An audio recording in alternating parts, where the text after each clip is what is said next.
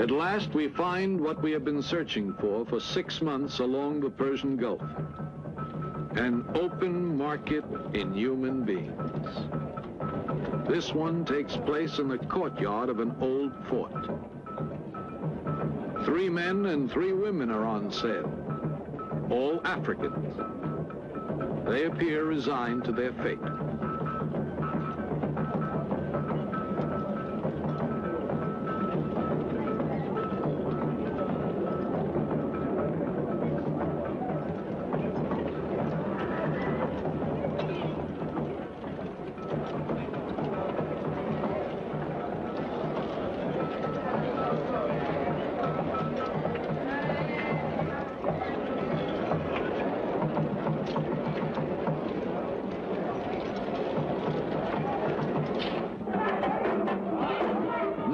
Slaves come from black Africa. They can also be procured on the Arabian Peninsula. Sometimes all you have to do is organize a party, the kind the British have called slaving parties.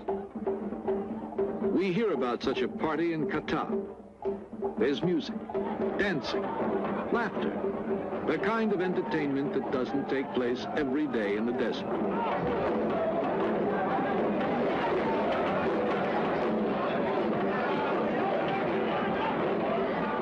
The girls come out of the shelter of their homes.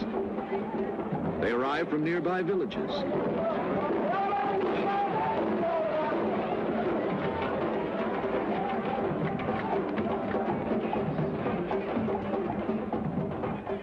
The canny organizers of the party have accomplished their purpose.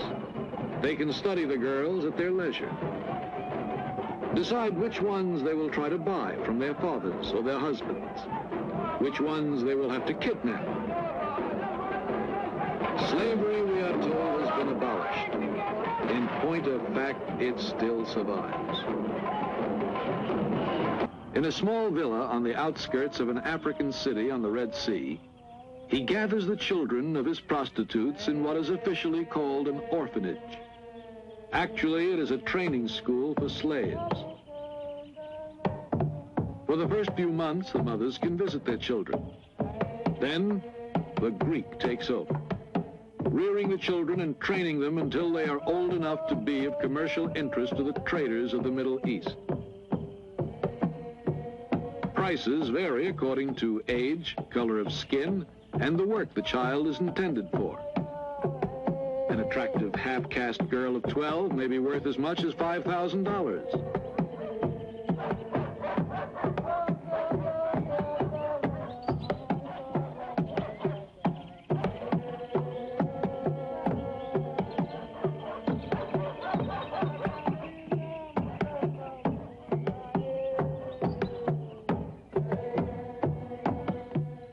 We have been told that a mysterious but important personage is due to visit the Greek today.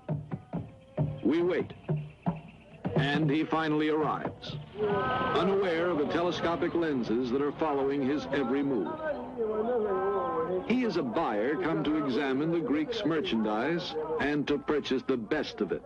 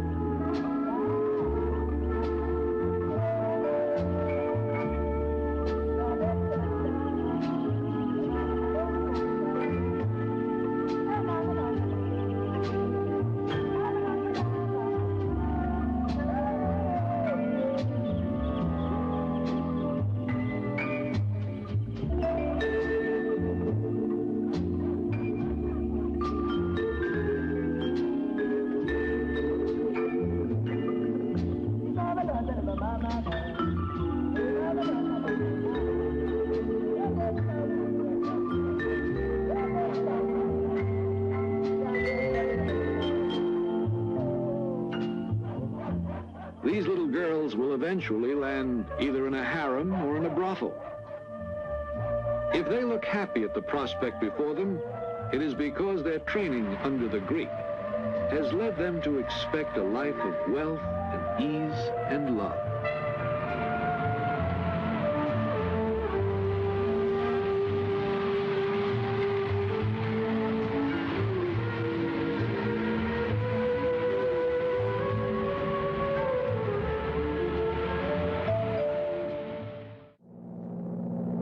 Several days later, we board a plane bound for Jeddah, a landing point for travelers to Mecca. We ask an officer on the plane the same question we had asked the captain of the ship.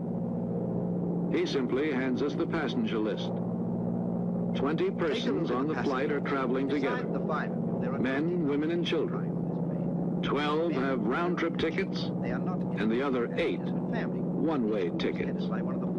These 8 are in effect living traveler's checks that will be cashed in to pay the expenses of the return for the rest of the party. They are women, servants, and children whom the 4 Arabs will sell as slaves. Their destiny as human traveler's checks has been decided years ago, and now they are carrying out that destiny.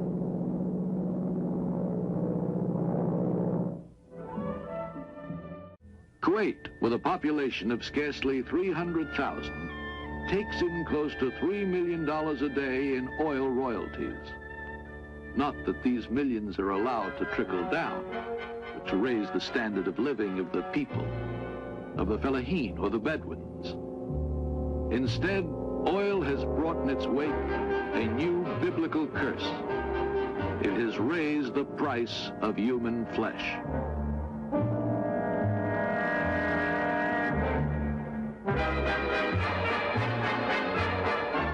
Storage tanks and pipelines add a new and modern decorative touch to the vast emptiness of the desert. But they provide no sustenance for the people who live nearby, in hunger and misery and desperation. Water is precious, and the camel is precious. And to give the camel a rest now and then, water is drawn by slaves. These girls, 10 to 12 years old, are blindfolded to keep from getting dizzy as they take turns with a camel.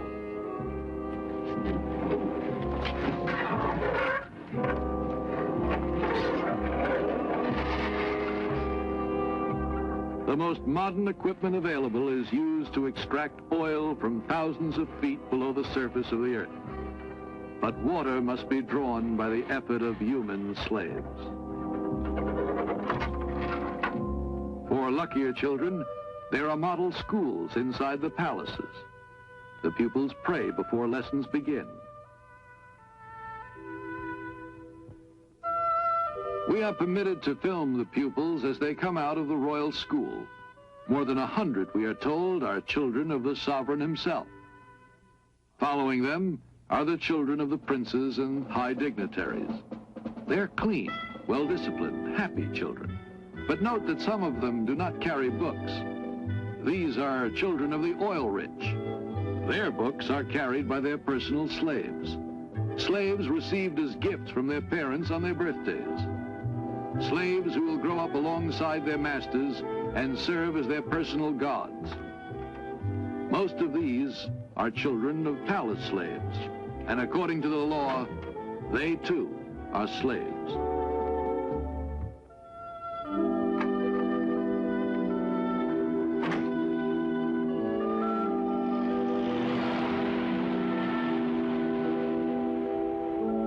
The oil millions turn into automobiles from Detroit, parking lots, and traffic cops who direct traffic straight toward the desert.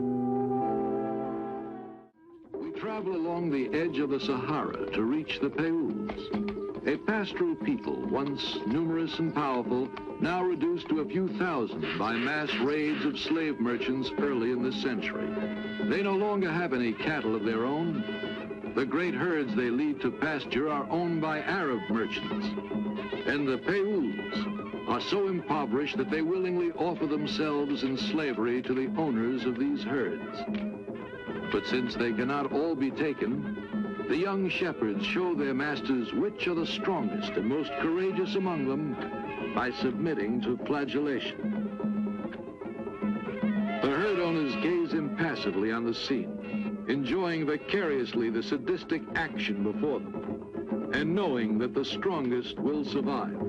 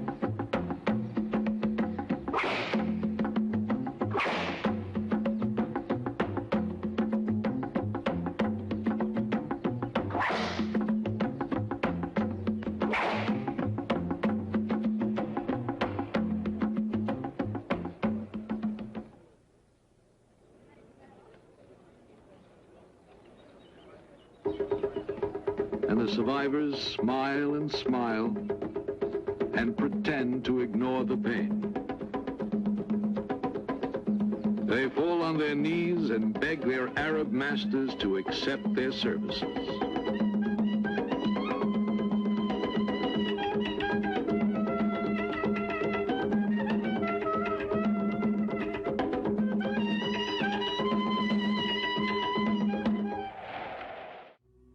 West to east, across the heart of Africa to Arabia. This is the great highway of slavery. Across these desert trails, we took our cameras for thousands of miles in search of secret caravans. The governments of the young African republics are doing everything in their power to wipe out the slave trade. Every day, military units on camels check the border zones.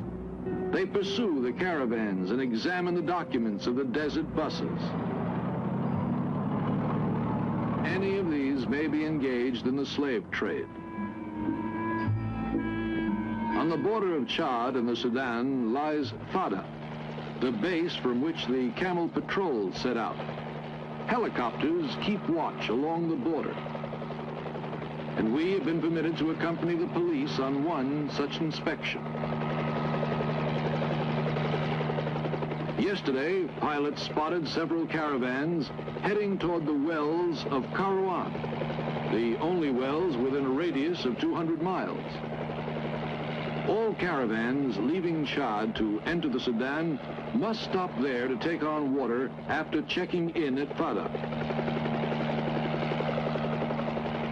One caravan that suspiciously avoided Fada has moved into the throat of Kairouan, a bottleneck deep in the mountains of Enedi. Water surging from the springs here cannot evaporate because the high mountain walls keep out the sun's rays.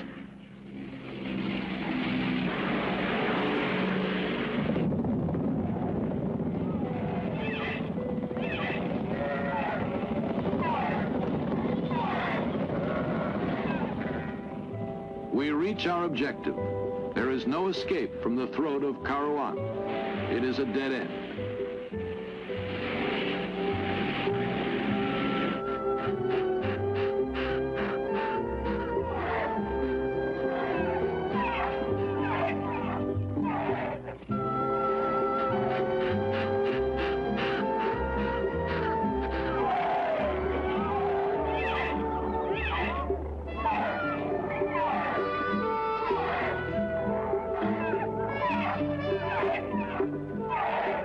At first, this caravan looks like any other moving from place to place. Camels line up for a drink. Bedouins sit motionless, impassive. The police approach with their interpreter and get permission to search the merchandise.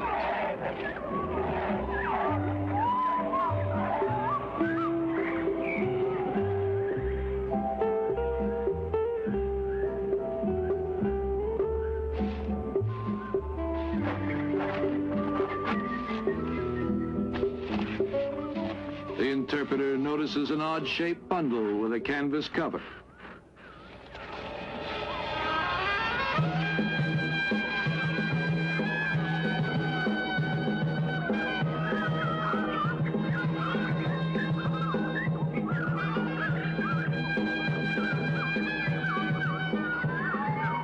Where were they taking these children? What market were they headed for? The slave dealers won't talk. The children don't know. So the police are unable to find out, and they lose a possible chance of closing off one more market in human beings. A government official gives us an interview on the subject of slavery.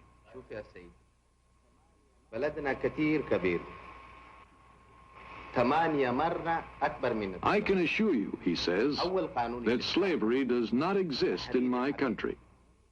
The first official act of my government when it came into power was to draw up stringent laws against slavery. But our country is large, very large. Look at the extent of our borders. Our army and our police do everything in their power to patrol them. But it does happen that the law is violated on occasion. Can you tell me of a single country in the world in which the law is never violated?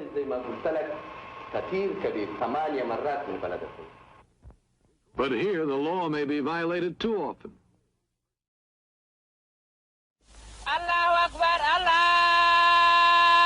Akbar. Mit Gebeten hat man sie gelockt. Die Araber bringen bereits im 7. Jahrhundert den Islam nach Afrika und mit ihm die Sklaverei. Denn wer kein Moslem werden will, wird als Sklave in die muslimische Welt verschleppt. 17 Millionen Schwarzafrikaner trifft dieses Schicksal. Die Geschichte dieses Menschenhandels ist in Afrika bis heute ein Tabu. Tidiane Ndiaye bricht das Schweigen. Der senegalesische Anthropologe fordert, die Sklaverei der Moslems endlich aufzuarbeiten. In seinem Buch »Der verschleierte Völkermord« beschreibt Ndiaye dieses wenig erforschte Kapitel der Geschichte. Der muslimische Sklavenhandel war der längste in der Geschichte der Menschheit. Er währte 13 Jahrhunderte und hatte viel mehr Opfer als der Sklavenhandel nach Amerika, der 400 Jahre dauerte. Und das Traurigste daran ist, dass die meisten der Verschleppten unglücklicherweise keine Kinder bekommen konnten, weil sie kastriert wurden. In die arabische Welt, in die Türkei, nach Persien und nach Indien werden die Schwarzafrikaner verschifft. Oder sie werden durch die Sahara nach Nordafrika getrieben. Viele sterben schon bei den Überfällen auf die Dörfer, viele an den Strapazen des Transports. Wer auf den Sklavenmärkten ankommt, wird kastriert.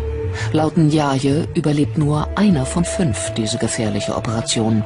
Die grausame Prozedur trifft alle, die Männer, die auf Plantagen oder im Bergbau schuften, ebenso wie die, die im Haushalt arbeiten oder die Harems bewachen. Diese Eunuchen findet man noch Anfang des 20. Jahrhunderts. Die Araber und die Nordafrikaner waren Rassisten. Sie verachteten die Schwarzen. Deshalb wollten sie nicht, dass sie in ihren Ländern Kinder zeugten. Das erklärt, warum es dort heute keine starke schwarze Diaspora gibt wie in den USA, die eine Aufarbeitung dieser Geschichte fordert und eine Wiedergutmachung.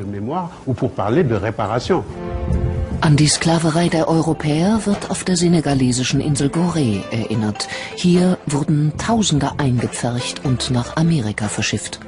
Solche Erinnerungsorte forderten Ndiaye auch für den brutalen Menschenhandel der Moslems. Der ist für ihn ein Völkermord, denn ein Volk von Kastrierten kann keine Nachkommen zeugen und stirbt zwangsläufig aus. Die Versklavung geschah übrigens im Namen Allahs. Der Koran hat die Sklaverei niemals unterbunden. Im Gegenteil, es gibt viele Stellen im Koran, die die Versklavung von Nichtmuslimen empfehlen.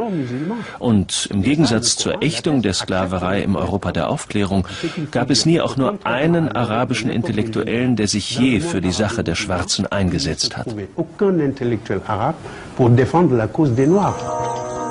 Im Sudan rufen die Araber schon im 7. Jahrhundert den Dschihad, den heiligen Krieg gegen die Schwarzen, aus. Noch heute werden hier Tausende von ihren eigenen Landsleuten versklavt. Viele Afrikaner beten in Moscheen, obwohl ihre Vorfahren im Namen des Islam geknechtet wurden.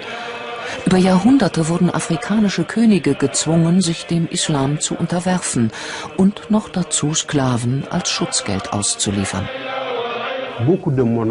Durch die Islamisierung wurden die afrikanischen Könige zu Mittätern. Wer sich dem Islam unterwarf, konnte der Versklavung theoretisch entgehen. Wer kein Moslem werden wollte, sollte gezielt gejagt werden. Das war der Grund für die Kollaboration und das entfachte viele Kriege zwischen den afrikanischen Völkern. Die Europäer schauen bis ins frühe 20. Jahrhundert zu. Obwohl sie den Menschenhandel längst verboten haben, dulden ihn die Kolonialarmeen vor Ort.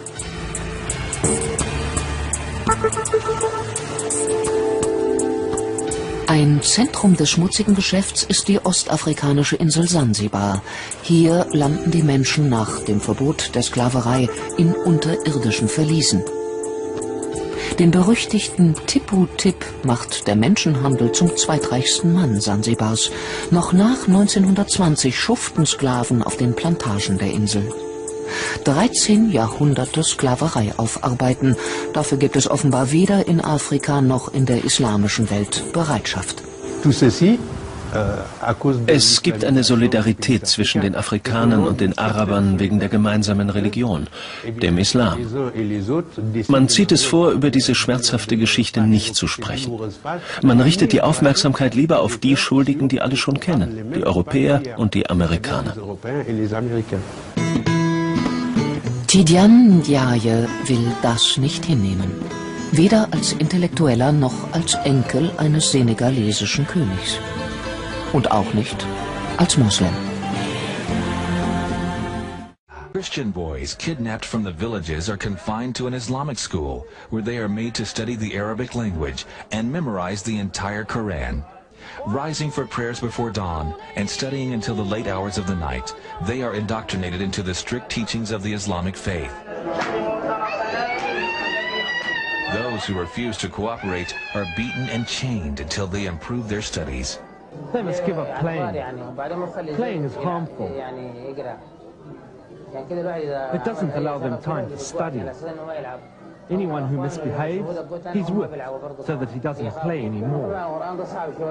When his colleagues see him being whipped, he will stop playing and become afraid. The Quran is difficult. If they do not work hard, they will not be able to memorize it all. A lot of the footage that we have received from these nations, some in Sudan, show young boys being beaten, show them chained, walking down these dusty paths around the school compound with chains. In one school, they have to write on a small board that they carry with them Quranic verses and then wash this board and drink the water. And their teachers tell them that drinking this water causes them or helps them to memorize this faster. Young girls have also been kidnapped and sold as concubines or given over to the sexual pleasures of the Islamic soldiers. Girls as young as 9 have been repeatedly violated.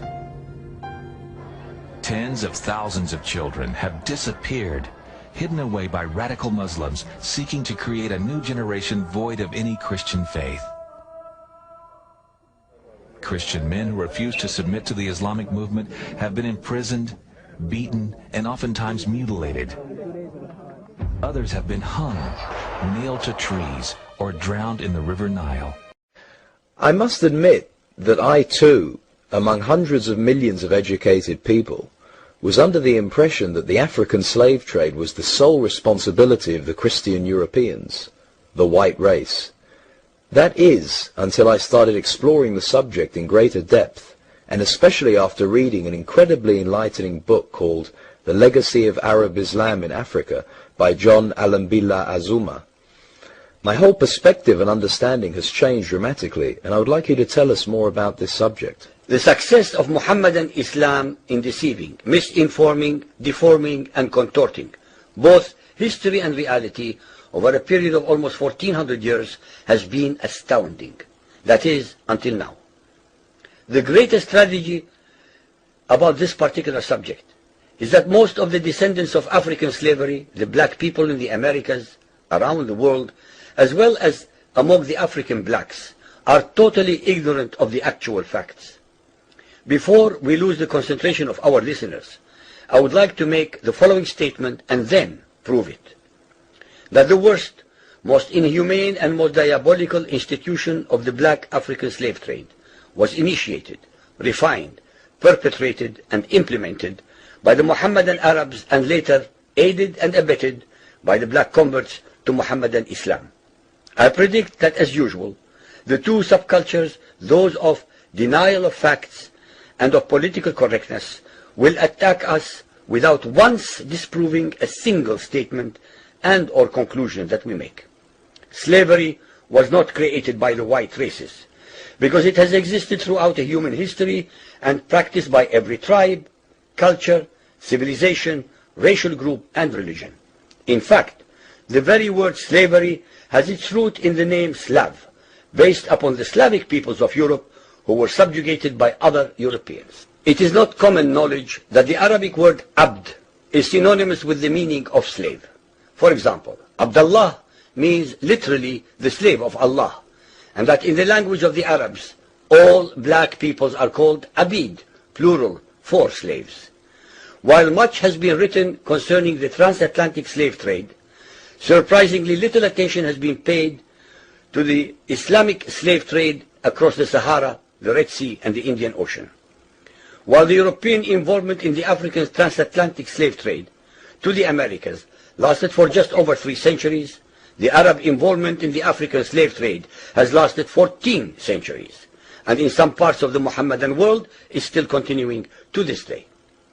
The birth of Mohammedan Islam and its conquests brought about the birth of institutionalized, systematized, and religiously sanctioned slave trade on a massive and global scale.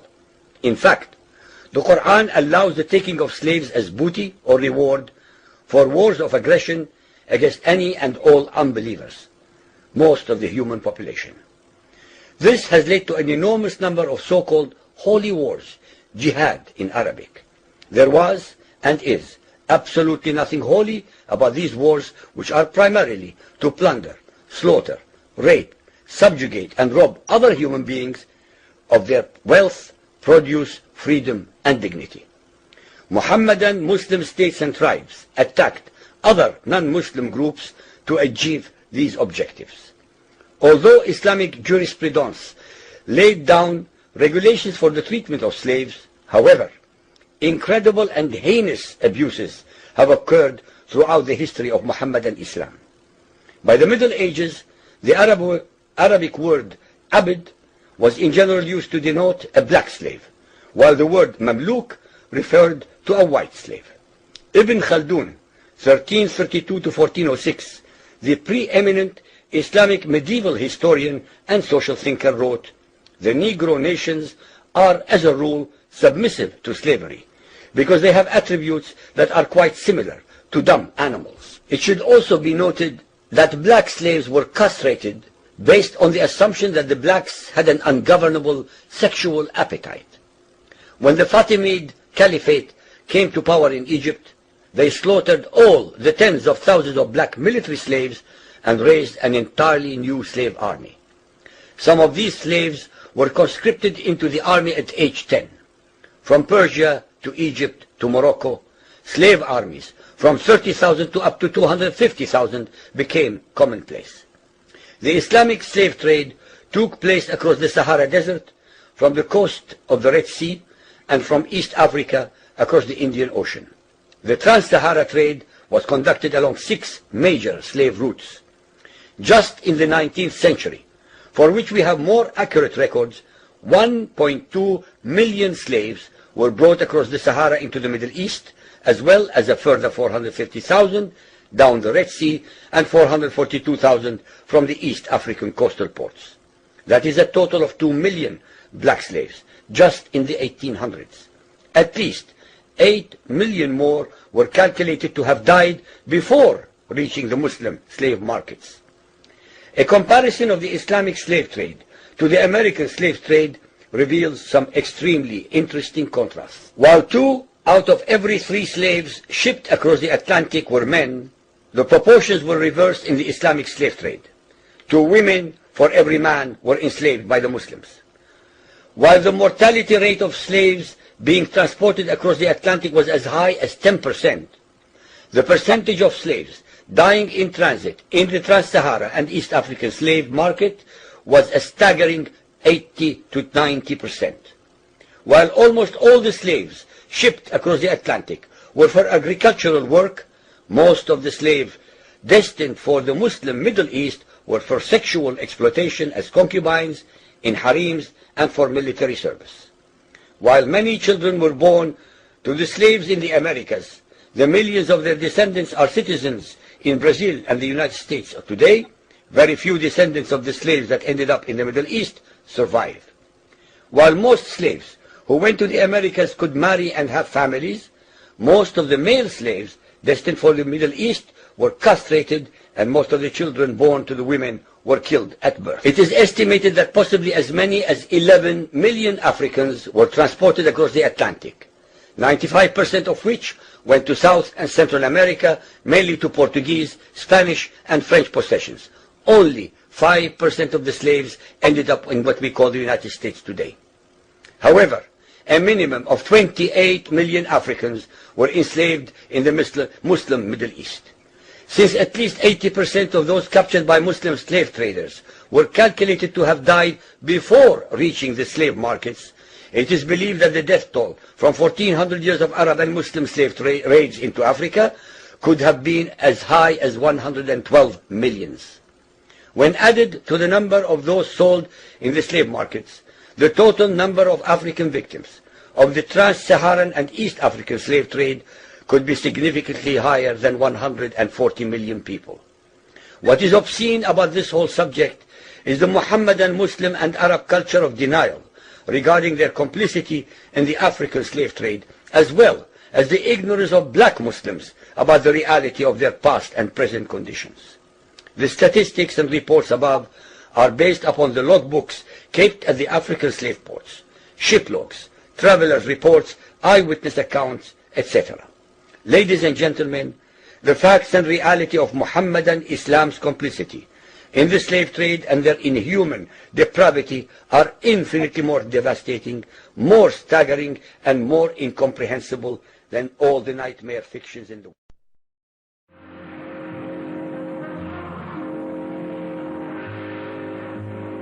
In Chad, a young woman is sold into marriage by her father for 100 salted loaves. The United Nations Convention on Slavery lists such a sale without the woman's consent as an act of slavery.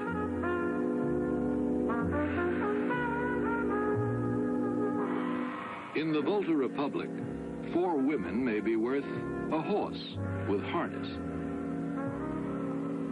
But they must be young, beautiful, and well-dressed.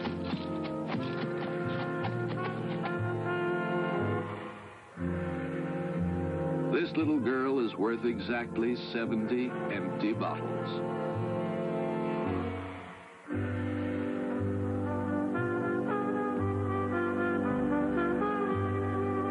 Even if she could read the United Nations Convention, it would hardly be of any help to her. Nor would its provisions against mutilating, branding, or otherwise marking a slave help this woman, dressed in rags, who totters along with her ankles in chains among the crowds in a large city. This is Porto Novo, capital of Dahomey. We are going to a fishing village on the lagoon of Cotonou in Dahomey. This lagoon has a lovely fairy tale look, and its inhabitants contribute to the fairy tale quality as they gracefully toss their fishing nets onto the waters.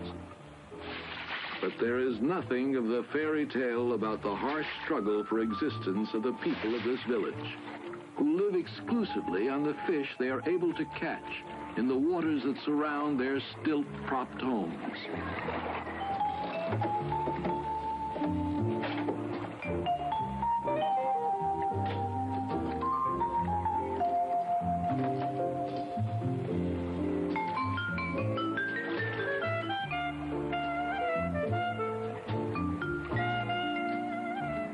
The village is famous in this region for the beauty of its girls, but the lagoon provides only a meager living at best, and many of the male children urge their parents to get rid of the females, the least useful members of the community for work and fishing.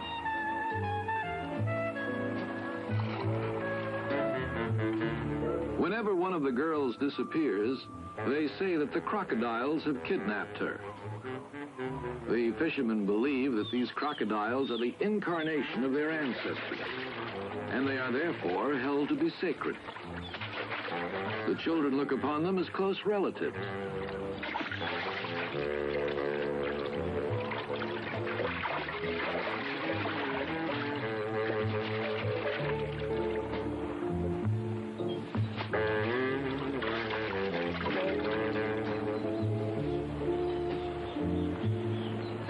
A girl has disappeared. Her father makes a fine show of lamenting and weeping. But if ever the expression has had a true meaning, these are crocodile tears. Actually, the girl has not been a victim of the crocodiles. Her father has simply sold her to a slave dealer. Where do these girls end up? Sometimes they are bought by men from nearby villages and become part of the material wealth of the new tribes. But more often, they are spirited away to the Arabian Peninsula to become concubines in the harems of the desert princes. 2 cameras are hidden at a safe distance. A microphone is buried out of sight. Above all, we bring money.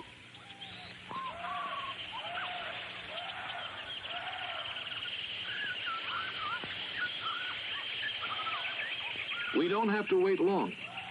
The dealer shows up with 2 women we have told him we want to buy.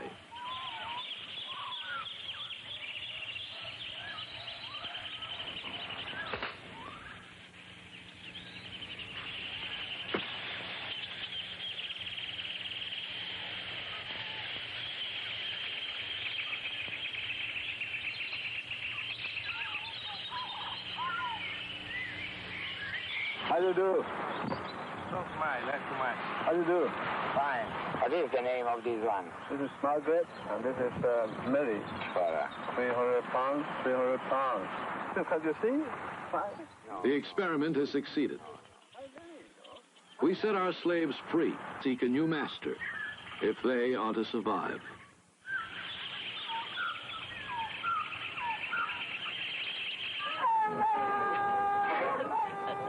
You don't have to hide yourself in a forest to buy a slave. You can buy one on the outskirts of a large city as well. This is an African city at night. One gigantic flop house. A huge bed of misery and desperation.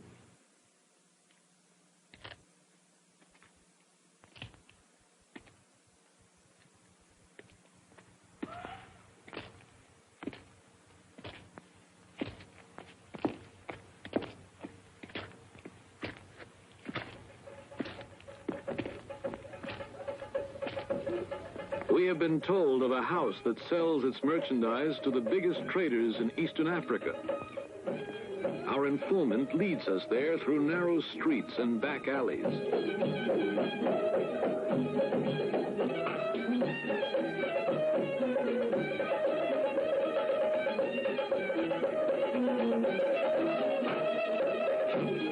Then we watch a girl being bargained for by a rich merchant passing through town.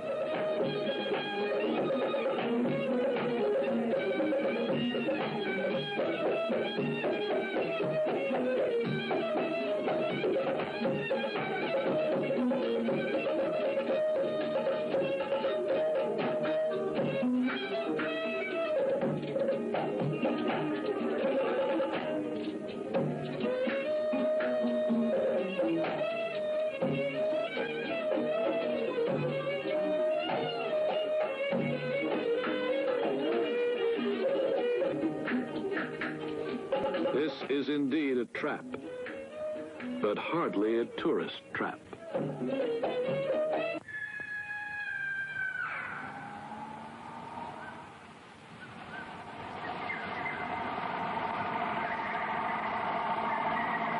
We are in the neighborhood of the oasis of Ahila, on the edge of an airfield abandoned after the war. An old plane lands, and simultaneously a truck emerges from the darkness.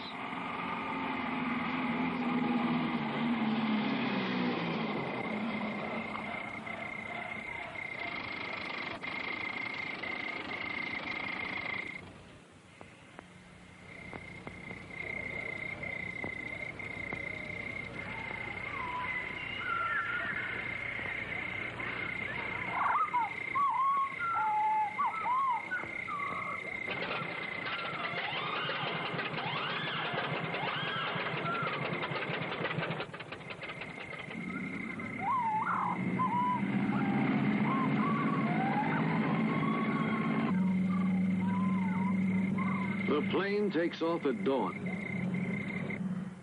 Do the pilots know what cargo they are flying and where these children end up?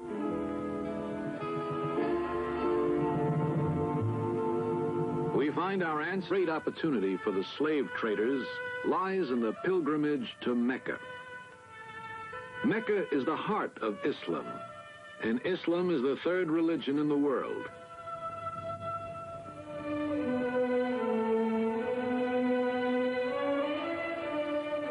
Show me one single Muslim country where slavery is not practiced, Prince Faisal of Saudi Arabia once said to a journalist.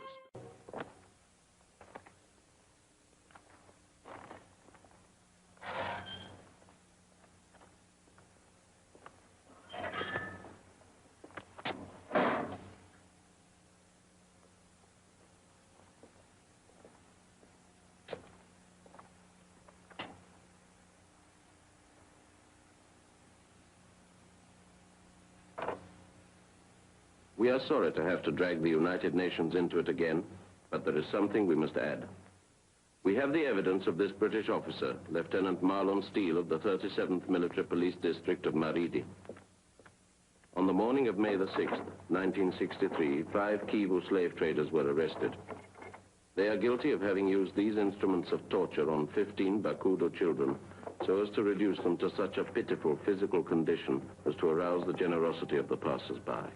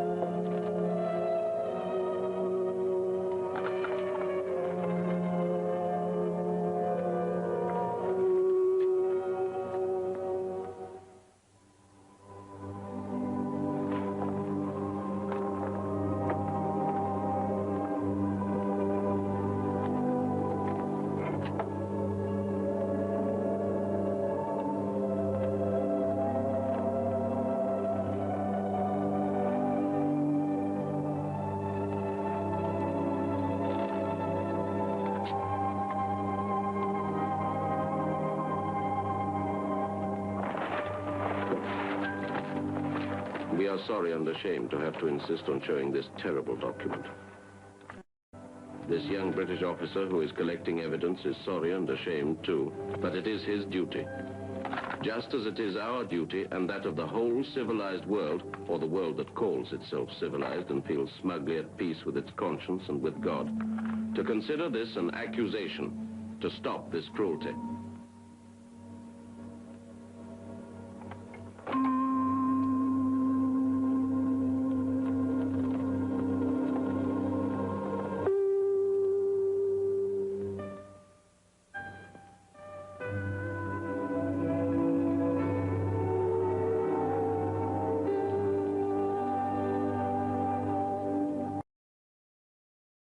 a poor neighbourhood of Mauritania's capital, Nouakchott.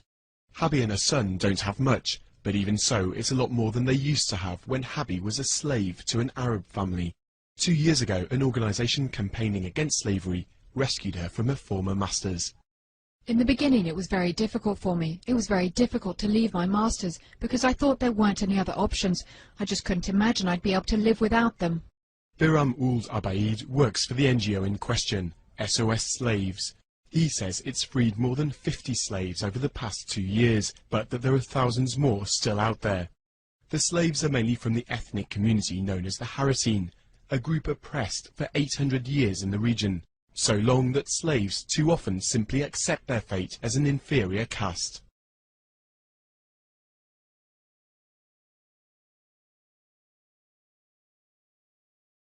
When you talk about slaves in Mauritania, you're talking about people who were born slaves.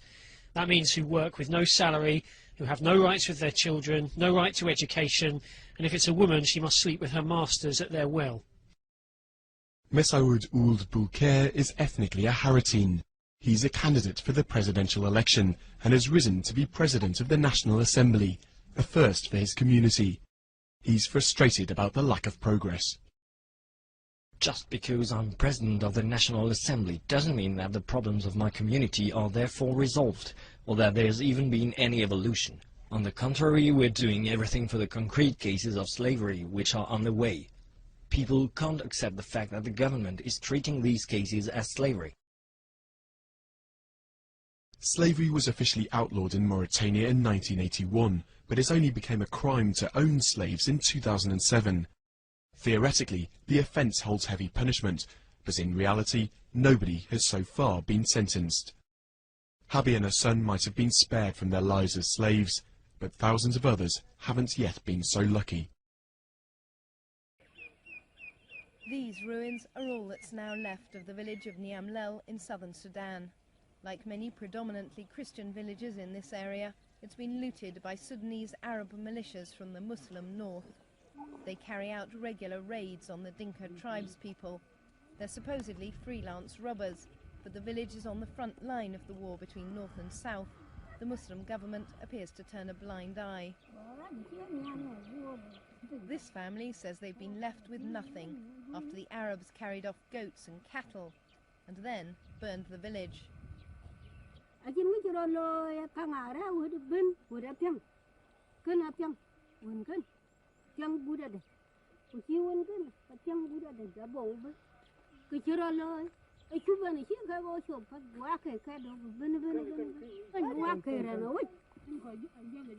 Up to 300 villagers were killed, mostly men. Then the women and children were rounded up. The Arabs captured Abuk Maru, along with dozens of others. She believes they intended to sell her in the north as a slave, but let her go when they discovered she was blind. They still have her 2 children.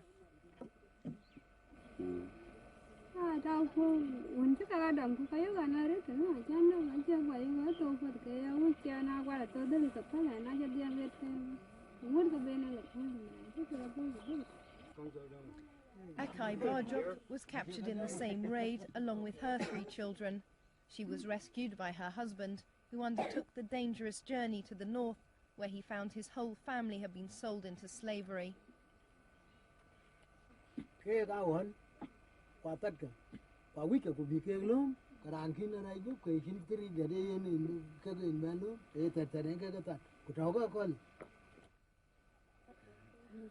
Apin Akot paid around £100 a head for his family's freedom.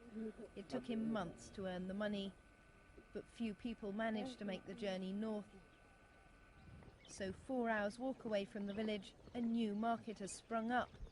Arab traders have realized that they can sell escaped slaves back to their families for 5 times the price in the north. At this market, former slaves change hands for £500, a few Kalashnikovs, or 5 cows a head. A group of 22 people wait to be sold. To get here, they've escaped from their owners and been rounded up by the Arab traders, who bring them back to the south. Until money changes hands, they won't be free.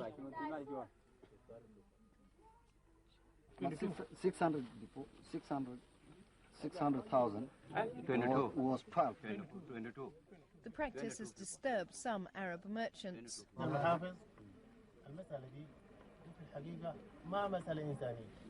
الزول اللي بيخش في مسألة زي ده شبه ما فاهم أو ما بيعرف الحياة. إذا كان بيعرف الحياة ما بيخش في مشكلة زي ده. But controversially, a Western aid agency has got involved. Freedom, sweet. It is literally freedom for 20 people. These children are being brought back with money supplied by Christian Solidarity International. Here, it's handing over £10,000 to a slave trader.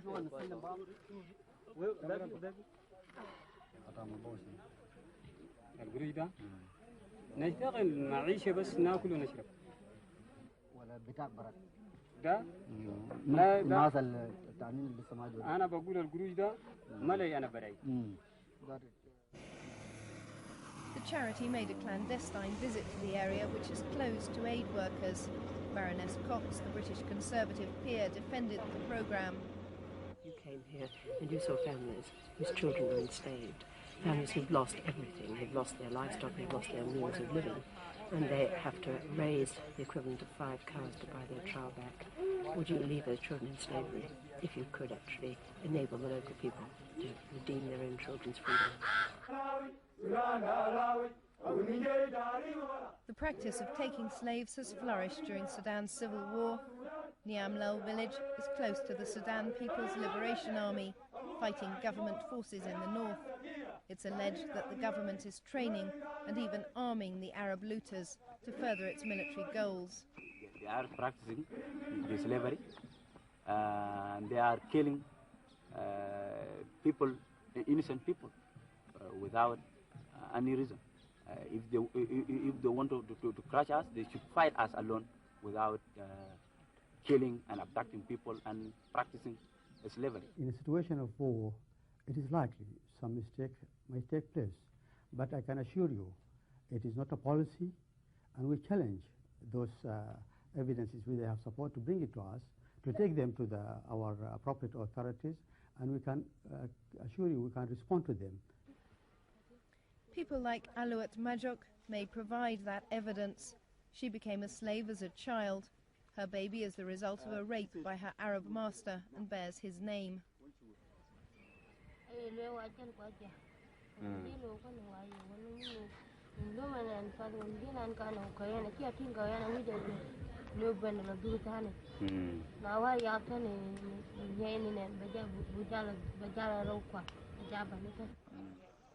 Sudan has been at war for over 15 years. It's left its mark on almost every aspect of life. International slavery was abolished 100 years ago, but in Sudan no one seems to have noticed its passing.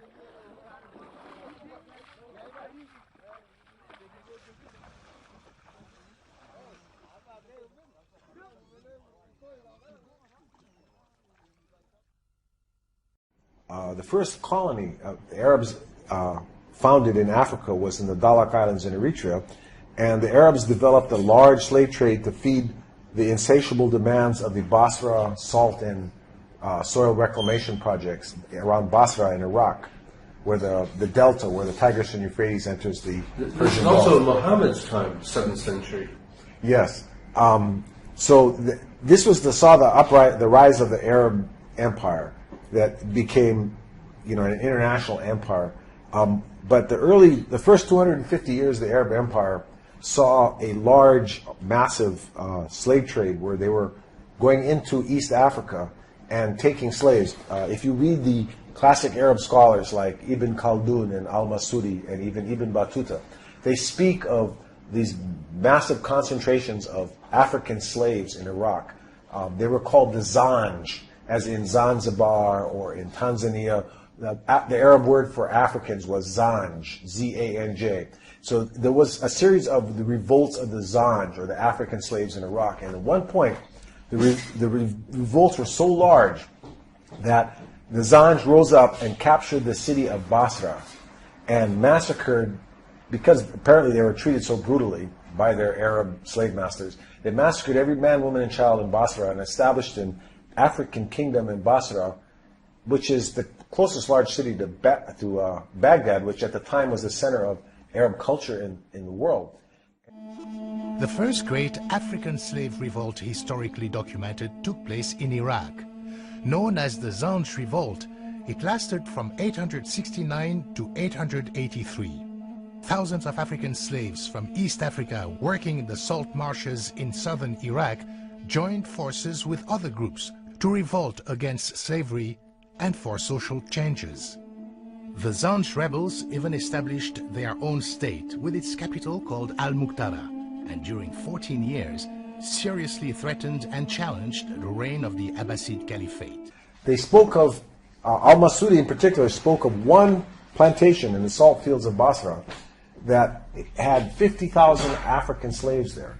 Now, if 50,000 African slaves were living there, to get those 50,000 African slaves, they had to capture 100,000 able-bodied adults in East Africa.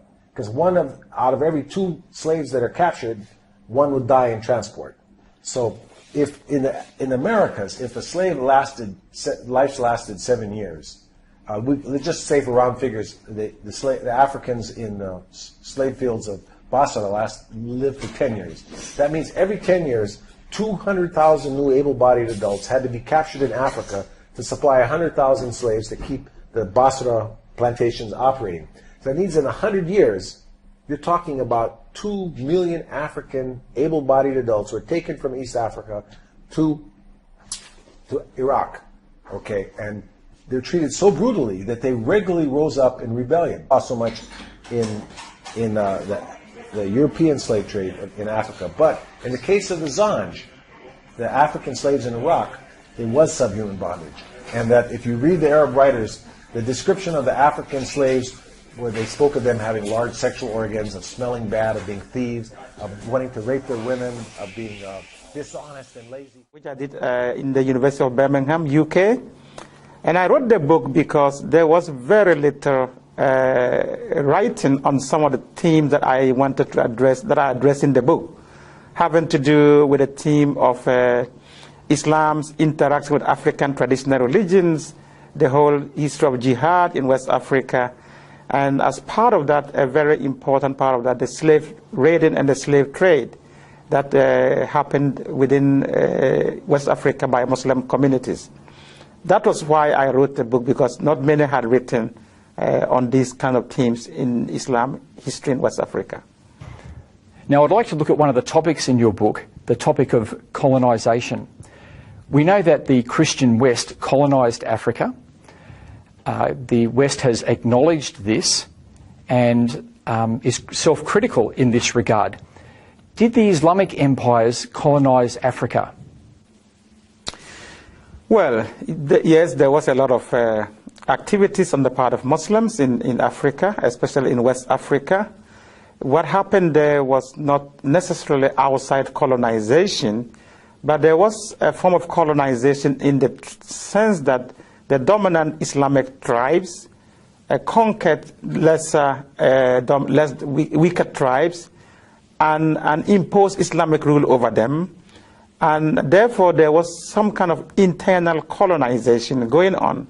The Fulani in West Africa in particular were very much in the habit of conquering and imposing Islamic rule on other tribes. So that was a form of internal colonization, yes. What about with the Arab conquest of North Africa? Was that a form of colonization?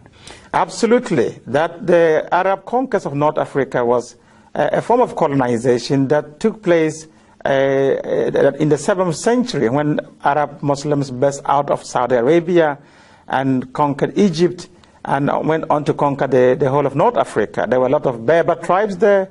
The Egyptian Copts were the original indigenous of the land, as well as the Berbers. And they were all conquered and Islamized and Arabized. That was also a form of colonization, definitely. Now, do Muslims today acknowledge this? Are they self-critical about this? Not to the extent that the West has become very critical. In fact, many Muslims don't even admit that there was any form of colonization. Even though if you talk to the Berbers, and let's be also aware that many of the Berbers will become Muslim, the Berbers will tell you they have been colonized. They have been, there's been Arab imperialism. The same thing in Egypt. The Copts know that they are the original, the indigenes of the place. They feel like they have been colonized. The same thing will happen we talk to Sudanese. They will tell you that Sudan was colonized by Arab Muslim invaders. So yes, they will not admit it, but there is that kind of history there. Okay, thanks for that. I want to move on to the topic of slavery now. Did the Muslim empires practice slavery? Absolutely. Slavery was a very important part of Islamic expansion in West Africa, and in fact in the Sudan, and from the very earliest period of Islamic penetration into Africa. It started by buying, purchasing slaves and trading in slaves, and then it went on from purchasing to raiding for slaves and capturing slaves deliberately, especially mainly black Africans, and transporting them into North Africa and into Saudi Arabia, the Arabian Peninsula, and onwards to the Ottoman Empire to Turkey. So slavery was a very endemic part of Islamic interaction with Africa. And in West Africa, the jihad's period of the 18th and 19th century involved massive slave raiding and slave trading. And many of the slaves that were captured and sent and sold and taken into the transatlantic slave trade, most of those who were doing the raiding at the time were Muslim communities. Because they were the dominant tribes. So a lot of that happened. That is not to say that non-Muslim communities were involved in raiding, but the dominant tribes were the Muslim communities that were doing the raiding at the time. The treatment of slaves is a topic that you bring up in your book. Can you talk about some of the differences in the way that slaves were treated in the Western world compared to in the Islamic world? Yeah, one of the themes I explored in my book is this perception that Muslims treated their slaves much more humanely than the Western slave trade. And what I found out in my own research was that that is not necessarily the case, and that there were very harsh treatments of slaves by Muslim groups. It was just a done deal at the time.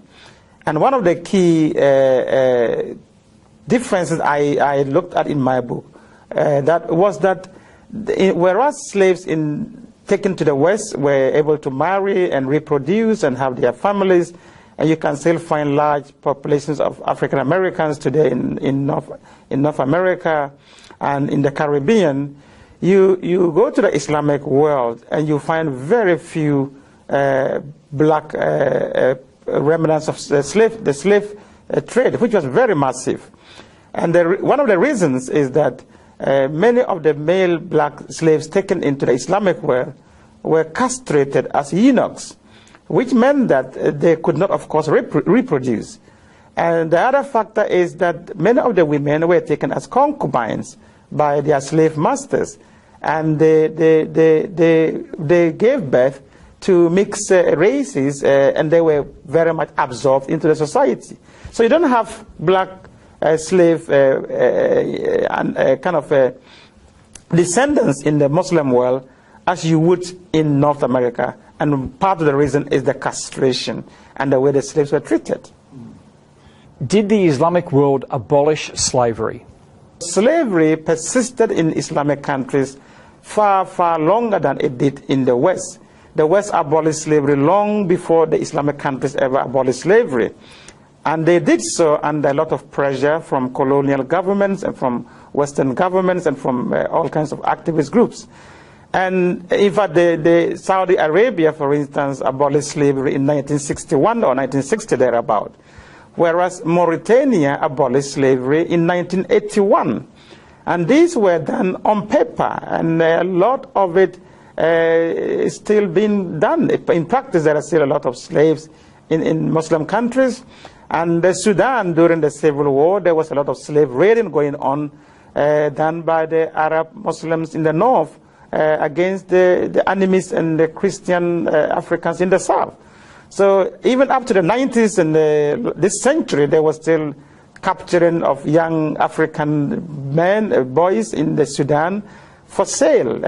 So slavery continues, even though it has been abolished on paper in many Muslim countries. I often hear Muslims talking about the golden age of Islam, and they look back to this as the time when Islam ruled, and this is the golden period that they look back to. What's your understanding of the golden period, the golden age of Islam? Yeah, it depends on which Muslims group we are talking about, but the golden age of Islam, many Muslims look back to the period between the 7th and the 9th century, when during the Abbasid Caliphate, or rather from the 9th century to around the 13th century, during the Abbasid Caliphate. They talk about it as the golden period of Islam. But if you look at that history, it is fraught with difficulties, with a lot of problems. Yes, a lot of progress was made under that period. There were times of very stable rulership. There were times of progress in terms of learning and science and exploration. There was a lot of that going on. But that does not necessarily, and that was the time that Islamic orthodoxy was formalized. So there were a lot of milestones within that period. But in terms of golden period, I think it's very tricky to begin to talk about golden periods. If we look back and look at how messy the whole situation was at that period, and many other periods in Islamic history, just like many of the other empires. Yeah, because from what you were saying, it was a time of conquests, colonization, and slavery as well. Absolutely. With everything else. Absolutely. So there may have been those great moments, but there's still conquest, colonization, and slavery as part of it. Absolutely. And during that time, it has to be said, Muslims were not the only ones who were conquering, other people were conquering also. And slavery, yes, during the 9th up to the 13th century, slavery was still very much an Islamic phenomenon as compared to the West. Of course, there was ancient slavery in many other societies, but in terms of chattel slavery, in terms of slavery as an institution, that was profitable. That was very much still an Arab Islamic preserve until the West came in sometime from the 15th, 16th century onwards. So yes, there was a lot of that as part of that so-called golden period of Islam. Now, discussing these ideas in our universities is not always an easy thing to do. In your book, you write, hence, in the study of Islam in the West, the dominant convention is that a critical approach is reserved for the Christian past, but forbidden for the Muslim past. The net result is a romantic picture of the history of Islam, avoiding and sometimes denying such issues as the jihadist slaughter and mass enslavement of traditional African believers. Can you just talk to us a bit about your experience as an African in the Western universities talking about these issues? Yeah, that is actually a very important question. I, as an African who embarked on the study of Islam in Africa, was very frustrated that, especially back in the 90s when I was doing my studies, that Western academics were shying away, almost self-censoring on these difficult themes of jihad, of the violence associated with jihad, and the slave raiding and slave trade that was very massively undertaken by Muslim societies in Africa. And some only noted in a footnote, and we don't want to discuss it. And that was very frustrating. Meanwhile, they will go at length and talk freely and openly about the Western transatlantic dimension of slave trade. And so for me, this painting of a very romantic picture of the Islamic past in Africa was hindering interfaith dialogue and dialogue between Muslims and Christians in particular. And especially in a situation where the radical Muslim groups were laying claim to these histories, these romanticized histories that was written mainly by Western scholars, that they had a golden age of Islam in Africa that they want to return to. Unfortunately, Many of the groups that we have today that are ideological Muslim radical groups, and even Boko Haram in Nigeria, are laying claim to some of these romanticized histories that has been contributed to by Western scholarship and academia on the West of Islam in Africa. And this is what I was trying to challenge and to raise questions about, that we have to paint a more realistic history of the past. Africans have to get a more holistic history of their past if we have to live together, have meaningful dialogue between ourselves as Muslims and Christians. So what do you think is the way forward? Yeah, I explored in my book, the reason why I wrote this book was not to be polemical against Islam or anything of that sort. It was simply to say to African Muslims, my co-Africans, fellow Africans, that look, both on the Islamic and Christian fronts and on the past, we have difficult histories with the way these traditions interact with Africa. So we need to take both histories critically. We need to study the histories critically, instead of denying and romanticizing one history. Because when we do that, we are not going to, unless we understand our past very clearly and honestly, we cannot move forward with any sense of integrity and mutual respect. So the whole idea is, how do we move forward? Let's have a much more critical discourse of our past, and then we can move forward with meaningful futures together. That's the only way to move forward in this. Thank you very much for talking with us today. Thank you.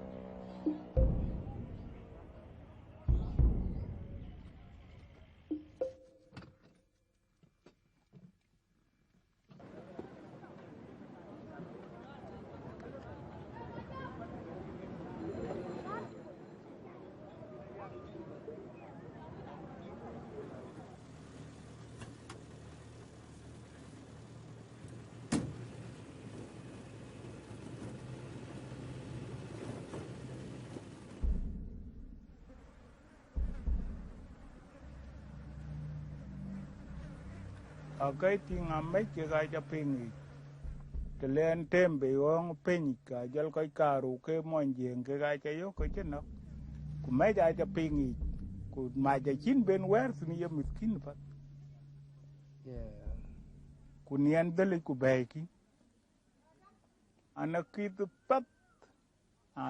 pat dan chin no ka chin tangi je to ko ong king nyai a wor wel pat wong chi de no ne chi kwa de ten qua the kin again nam ya I chick nyai.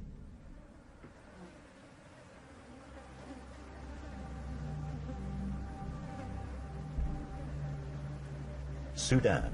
Since 1952, this enormous African country has been struck by a civil war between the north and the south. One of the horrible consequences of this war is the revival of slavery. Mình có ai chưa là biểu á, cả là yêu gì, cái cả đọc á, cô gái này lúc yêu bài của chú là như thế thì cả rồi chỉ là uy, phải chỉ theo uy, cái cả bên này yêu quyết tục rồi nên, ai chỉ giá lôi cả nó khâu phát cái quần giờ lên thiền cái là khâu, cái quần này chỉ tiếng Quran, giờ lo gà là đất pin, cái xin theo bên yêu, gối đầm đâm cái đó, đầm có, cái đầm sao thì không có. Cái bàn tay do cái nóc bây giờ là cái lỗ vượt le wengo wale wengali kule le ngulo dongi ba wale na ndala da le kala na liwe me mai yu nya papa le vivi buda tapi buda jeng ka gwa ka lo bo te ulang na chi ne nya an jala bala po pe ben a po kai le tingri do ba bo le yin ka na ke mu ji go kai ko ga le mu ji go ke ji po mu re ne la ko gwa po te.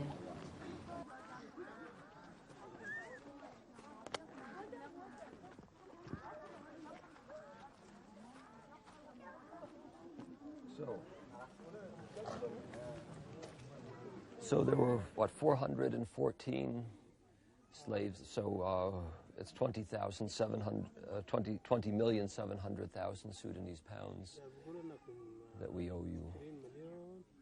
Or put it in his, okay, that's 5 million, that's 5.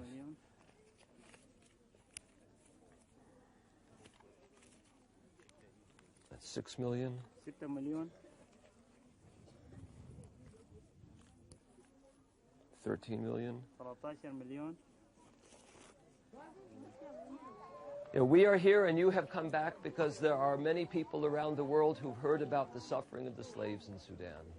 I can only name a few, but I think of Bishop Caesar Matsalari and Bishop Makram Ghazis.